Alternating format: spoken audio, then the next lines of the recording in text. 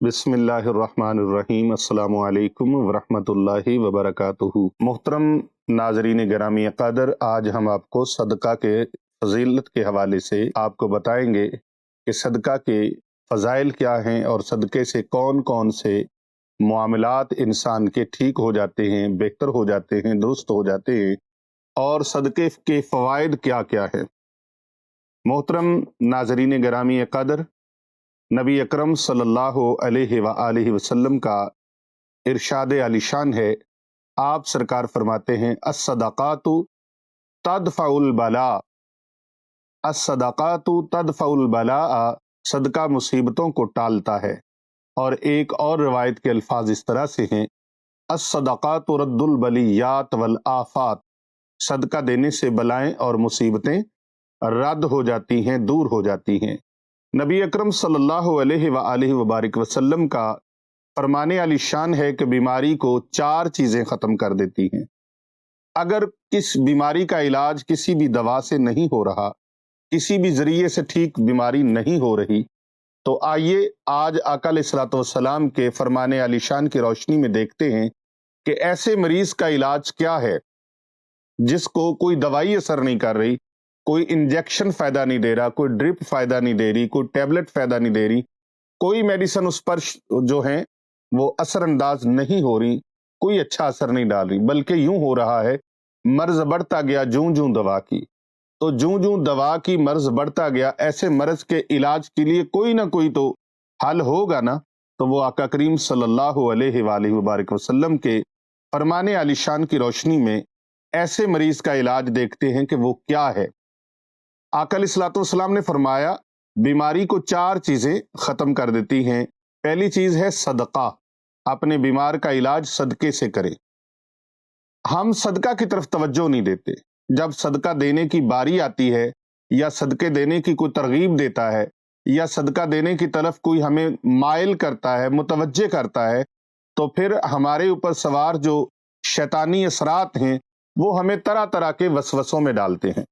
कुरान मजीद फुरकान हमीद की सूरह नंबर 114 सूरह वन्नास, उसके अंदर रब्बे करीम ने फरमाया, बिस्मिल्लाहिर्रहमानिर्रहीम, कुल आऊज़ु बिरब्बिन नास मालिकिन नास इलाहिन नास मिन शर्रिल वसवासिल खन्नास अल्लज़ी युवस्विसु फ़ी सुदूरिन नास मिनल जिन्नति वन नास। ये आप आखिरी आयत को देखें, मिन शर्रिल वसवासिल खन्नास। खन्नास जो शैतान है वो वसवसे दिलों में पैदा करता है, जहन के अंदर, दिमाग के अंदर वसवसे पैदा करता है। हम एक डॉक्टर से, एक हॉस्पिटल से इलाज करवाते हैं, महंगी सी महंगी अद्वियात का हम इस्तेमाल करते हैं, महंगे से महंगा ट्रीटमेंट हम करवाते हैं, महंगे से महंगा हम इलाज करवाते हैं, महंगी सी महंगी हम दवाइयाँ खाते हैं। मेडिसिन हमारी इतनी ज्यादा महंगी होती है, इलाज इतना ज्यादा महंगा होता है कि हम उसके ऊपर लाखों रुपए खर्च कर डालते हैं, लेकिन कभी अफसुर्दगी नहीं हुई। हाँ, इन्हीं मराहल में से, इसी प्रोसीजर में, अगर हमें किसी अल्लाह वाले ने कह दिया कि सदका करें और उसमें हमने सदका कर दिया, खून बहा सदका कर दिया, बकरा सदका कर दिया, 1 कर दिया, 2 कर दिए, 4 कर दिए, या हमने कोई मुर्गी सदका कर दी, किसी मदरसे के अंदर हमने गुरबा व मसाकीन को और मुसाफिर तलबा को, मुस्तहिक तलबा को खाना खिला दिया, या किसी गरीब की दाद रसी कर दी, किसी यतीम के सर पे दस्ते शफकत रख के उसको खाना खिला दिया, उसको कपड़े लेके दे दिए, उसको कोई कंबल लेके दे दिया, कोई चीज लेके दे दी, वो चीज जरूर हमारे दिमाग के अंदर, हमारे जहन के अंदर शैतान के जरिए से वसवसा पैदा होता है कि हमने तो सदका भी किया। अगर किसी ने बताया, किसी अल्लाह वाले ने, किसी आलिम दीन ने कि सदका करो भाई, तो हम उसको 1 दिन भी सदका किया जी, 2 दिन भी किया, 3 दिन किया, हमने तो बार बार सदका किया, फायदा नहीं हुआ। फायदा होता है, किस सदके का फायदा नहीं होता, वो हदीस पाक की रोशनी में है। हराम माल से, नजायज कमाई से, नजायज दौलत इकट्ठी की हुई हो, जो नजायज तरीके से आपने पैसा इकट्ठा किया है, उसमें से आप सदका करते हैं तो वो सदका आपका फायदा बख्श नहीं होता। इसी तरह आप सदका देते वक्त वसवसों का शिकार हो जाते हैं یا اس صدقے کو جتاتے ہیں تو اس صدقے کا فائدہ نہیں ہوتا۔ صدقہ پہلی چیز ہے جسے ہم آخر پہ لے جا کے کر رہے، صدقہ پہلے دے کے پھر علاج کا آغاز کیا جائے، علاج کی ابتدا صدقے سے کی جائے، چاہے وہ روحانی بیماری ہو، چاہے وہ جسمانی بیماری ہو، چاہے وہ علاج میڈیکلی طور پہ ہو، چاہے وہ علاج روحانی طور پر ہو، چاہے وہ جسمانی بیماری ہو، چاہے وہ روحانی بیماری ہو، علاج کا آغاز ہم نے صدقہ سے کرنا ہے۔ اپنا ذہن بنا لیجئے، اپنا ذہن بنا لیجئے، معمول بنا لیجئے کہ جب بھی گھر کے اندر کسی کو بھی کوئی پرابلم ہو، کسی کو بھی کوئی مسئلہ ہو، روحانی ہو جسمانی ہو، تو اس مسئلے کے حل کے لیے، اس مسئلے کے علاج کے لیے سب سے پہلے اللہ اور اس کے پیارے رسول صلی اللہ علیہ وآلہ وسلم کے فرمان علی شان پر عمل کرنا ہے۔ الصدقات تدفع البلاء، صدقہ بلاؤں کو دفع کرتا ہے، مصیبتوں کو ٹالتا ہے، آپ سے دور کرتا ہے۔ تو سب سے پہلا کام کیا کرنا ہے؟ صدقہ۔ آقا علیہ الصلوۃ والسلام نے فرمایا 4 چیزیں بیماری کو ختم کرتی ہیں۔ پہلی چیز صدقہ ہے، دوسری فرمایا اس کا علاج کروانا، وہ علاج چاہے ادویات کے ذریعے سے ہو، کسی حکیم صاحب کے پاس، کسی ڈاکٹر صاحب کے پاس ہو۔ دوسرا کام یہ علاج ہے، وہ جس طرح کی بیماری ہے اس طرح کا اس کا علاج کروایا جائے۔ تیسری چیز فرمایا علاج کروا رہے ہیں لیکن پرہیز نہیں کر رہے، پرہیز بھی کرنا ہے۔ 3 چیزیں ہوگی، صدقہ، علاج، پرہیز، اور چوتھی چیز آقا کریم صلی اللہ علیہ وآلہ وسلم کے فرمان علی شان کا مفہوم ہے ٹھنڈا پانی ہے۔ جیسے ہم پٹیاں کرتے ہیں بخار کے اندر، تو پانی میں کپڑے کو بھگو بھگو کے وہ پٹی کی جاتی ہے، یہ پانی بھی اس کا علاج ہے۔ نبی اکرم صلی اللہ علیہ وآلہ وسلم کے فرمان علی شان کی روشنی میں صدقہ آسمانی بلاؤں کو، زمینی بلاؤں کو ٹالتا ہے، دور کرتا ہے، اور تقدیر کے جو فیصلے ہیں، تقدیر کے فیصلوں کو بھی تبدیل کر دیتا ہے۔ اس لیے حضرت امام موسیٰ کاظم علیہ السلام کی خدمت اقدس میں ایک شخص حاضر ہوا، اس نے عرض کیا کہ میرے گھر میں 11 افراد ہیں، ہم ٹوٹل گھر کے افراد 11 ہیں، جو کہ سب کے سب بیمار ہیں، ایک بھی ان میں تندرست نہیں ہے، تو سب بیمار ہیں۔ حضرت امام موسیٰ کاظم علیہ السلام نے فرمایا کہ ان کا اس طرح کرو، ان کا علاج صدقہ دینے سے کرو، یعنی پہلے صدقہ کرو پھر اس کا علاج آگے چلے گا۔ صدقہ دینے سے اس کا علاج کرو، کیونکہ صدقے سے بہتر اور کوئی علاج نہیں ہے۔ بہت سی ایسی امراض ہیں ناظرین گرامی جو صرف صدقہ ہی دیں تو ٹل جاتی ہیں۔ بہت سارے لوگ میرے پاس آتے ہیں، آستان عالیہ خانقاہ اولیاء رضویہ آبدیہ سیفیہ، لاہور گلبرگ حسنین آباد شریف گلبرگ 3 میں معمول ہے ہمارے پیر و مرشد میرے محسن آفتاب ولایت حجت الاسلام شیخ القرآن والحدیث حضرت ڈاکٹر مفتی پیر محمد عابد حسین رضوی سیفی رحمت اللہ تعالی علیہ، جو کہ مجدد عصر حاضر قدوۃ الاولیاء شیخ عرب و عجم حضرت اخندزادہ سرکار سیف الرحمن مبارک پیر ارچی و خراسانی علیہ رحمہ کے محبوب نظر خلیفہ ہیں۔ آپ سرکار ہر آنے والے کو پہلا جو تلقین فرماتے تھے، پہلی تاکید فرماتے تھے، وہ یہی ہوتی تھی کہ صدقہ کرو اللہ کی راہ میں، اور صدقہ ان طلباء کی خدمت کرو۔ یہ حفاظ کرام جن کے لبوں پر، جن کے ہونٹوں پر دن رات قرآن مجید کے ترانے جاری و ساری رہتے ہیں، جن کا دن رات اور کوئی کام نہیں ہے، قرآن و حدیث کے ساتھ ان کا تعلق ہے، اللہ کے فرمان کے ساتھ، اللہ کے محبوب کے فرمان کے ساتھ جو دن رات جڑے رہتے ہیں، تو یہ بہترین لوگ ہیں جو قرآن سیکھتے ہیں، قرآن سکھاتے ہیں، ان کی خدمت کرو۔ اب وہ صدقہ جب لوگ کرتے تھے تو ہم بھی انہی کے طریق پر عمل کرتے ہوئے ہم لوگوں کو کہتے ہیں کہ آپ صدقہ کرو۔ اب صدقے کی مقدار کیا ہے؟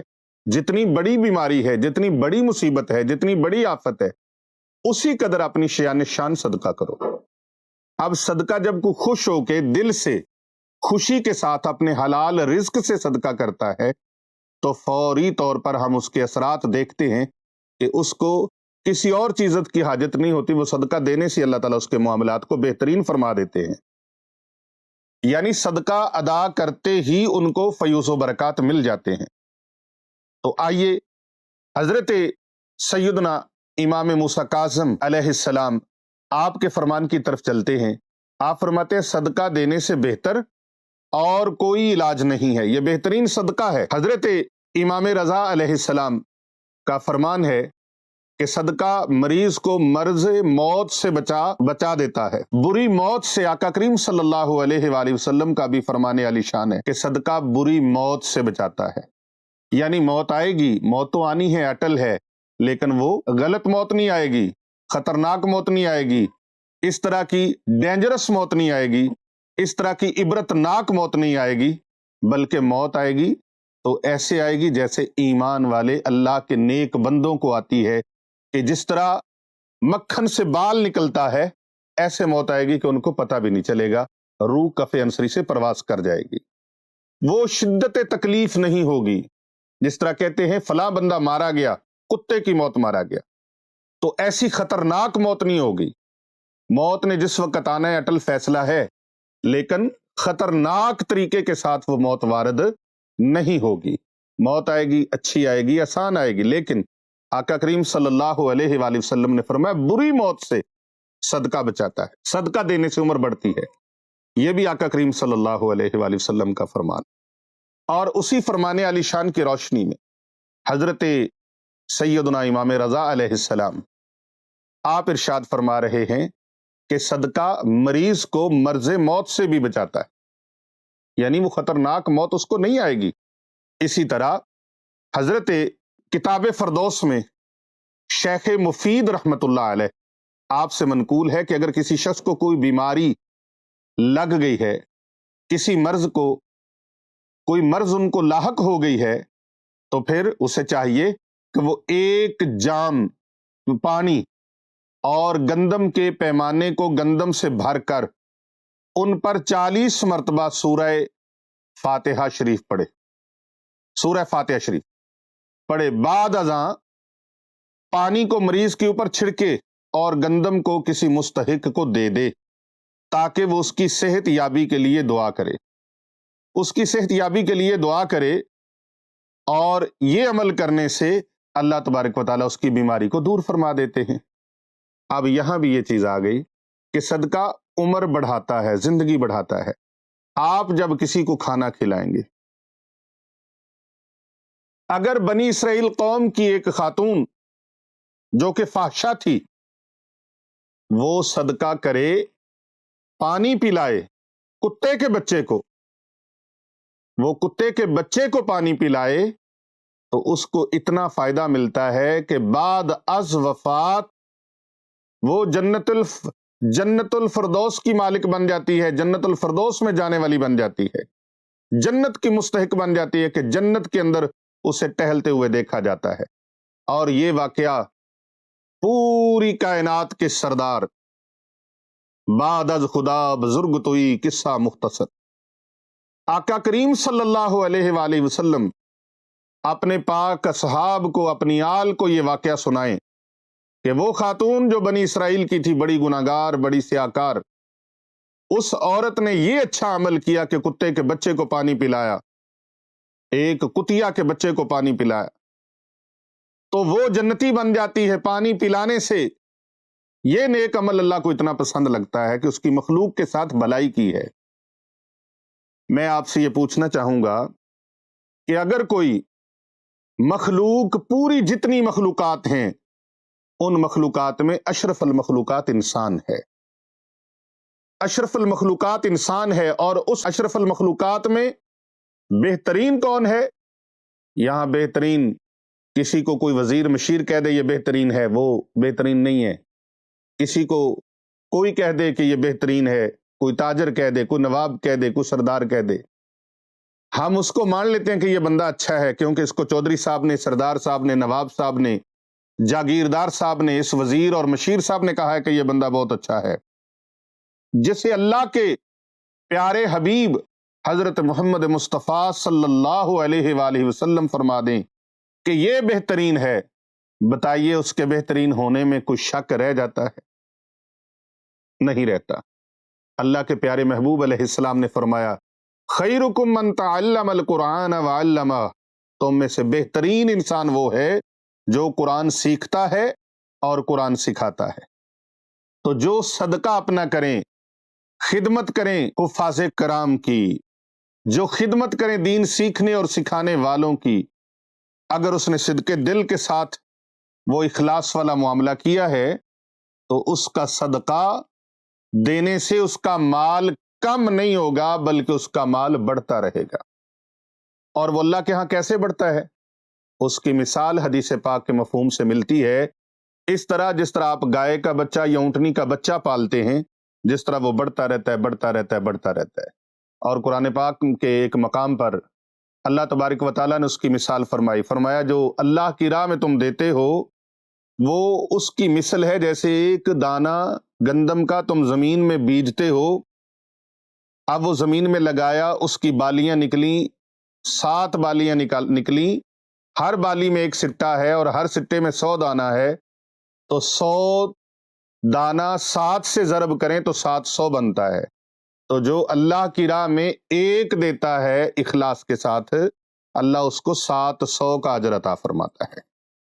اور اگر کوئی اور اخلاص کرے، محبت کرے، رضائے الہی کے لیے خرچ کرے، اللہ کی راہ میں صدقہ دے، تو پھر فرمایا اگر وہ اور اخلاص بڑھا لے پھر 700 کا بھی حساب اس کے ساتھ نہیں رہتا، پھر اس کا حساب بے حساب ہو جاتا ہے کہ اللہ تعالیٰ کے خزانوں میں سے بے حساب اسے عطا کیا جاتا ہے۔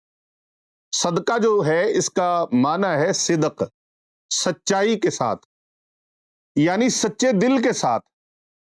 سچے دل کے ساتھ جب اللہ کی راہ میں آپ صدقہ کریں گے تو اس کے فیوز و برکات، اس کے ثمرات، اس کے فوائد آپ کو اسی وقت ہی ملیں گے اور مل کے رہیں گے۔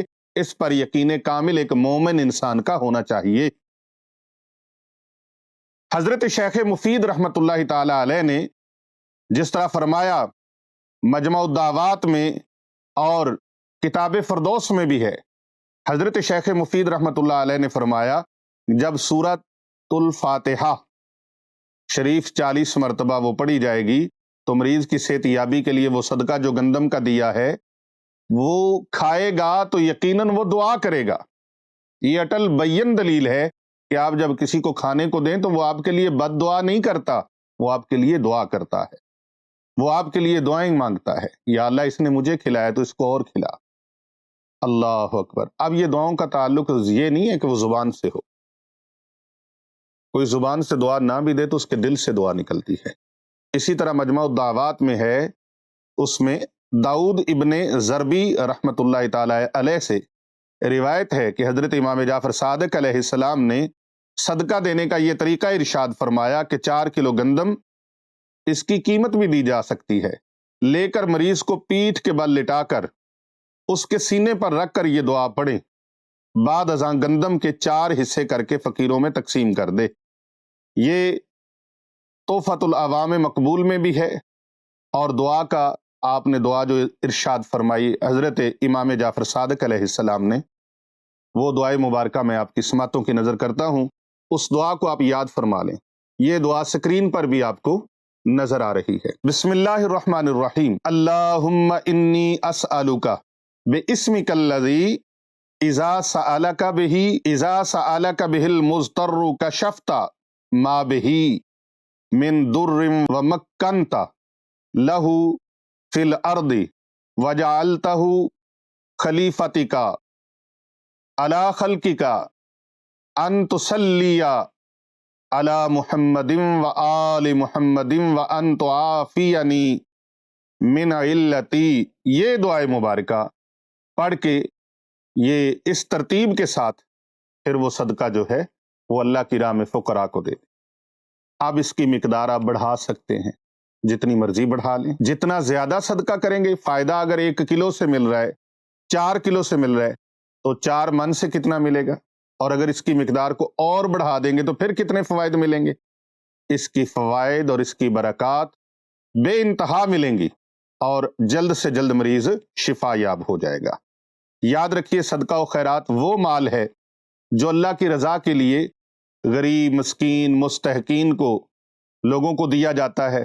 زکوٰۃ، عشر اور صدقہ فطر تینوں واجب ہیں، جو ان تینوں میں سے کسی ایک کو ادا نہ کرے گا سخت گنہگار ہوگا۔ ان کے علاوہ بھی راہ خدا میں صدقہ و خیرات کرنے کا بہت زیادہ اجر و ثواب ہے۔ اور دنیا اور آخرت میں اس کے بے شمار فوائد ہیں۔ رمضان المبارک میں صدقہ و خیرات کی فضیلت کا علم ہمیں حضور اکرم صلی اللہ علیہ وآلہ وسلم کی بہت ساری احادیث سے ملتا رہتا ہے۔ آئیے صدقے کو اپنے اوپر لازم کیجئے، اس کی بہت ساری برکات ہیں۔ صدقہ دینے سے اور درگزر کرنے سے اور تواضع اختیار کرنے سے بہت سارے فضائل ہمیں ملتے ہیں۔ حضرت سیدنا ابو ہریرہ رضی اللہ تعالیٰ عنہ بیان کرتے ہیں کہ رسول پاک صلی اللہ علیہ وآلہ وسلم نے ارشاد فرمایا، ما نقصت صدقتم من مالی وما زاد اللہ عبدا بعفو الا عزا وما توادع احد للہ الا رفعہ اللہ۔